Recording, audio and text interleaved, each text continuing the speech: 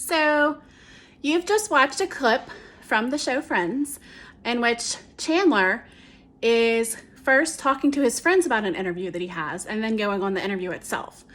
The first thing you can see in this clip is that Chandler immediately has a face threat. And the face that's being threatened is his fellowship face, the face that shows him as a likable person. Phoebe tells him, and then Rachel as well, that they didn't like him when they met him. Phoebe says that he came on too strongly and that, he needs to, in the interview, be different because he's usually, out there with his jokes and trying too hard.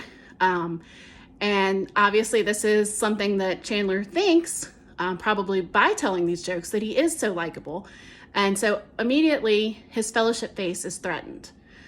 So he is doing face work, first with Phoebe, trying to work on and practice how to show up to this interview and conduct it in a way that will get him the job, obviously, but that will present the right image of himself. So he goes into the interview, and it's very obvious that Chandler is working very hard on his competence face. He is very serious. He's very reserved, and he is impressing the interviewer. He does a good job. He can tell that the interviewer thinks he's done a good job. You can see that Chandler thinks he did a good job. And he's maintained his competence face even with the threats, although they are internal, that are his natural urges to laugh at words like duty and to tell jokes when he shouldn't. And he maintains his competence face. However, another concept comes into play at the very end, and that is when the interview is over.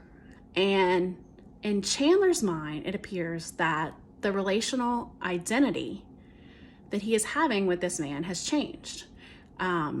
He feels that since the interview is over technically, he is able to talk to him about the jokes that he wanted to tell and even further explain things and say words like poop, when really, in this man's mind, the relational identity has not changed.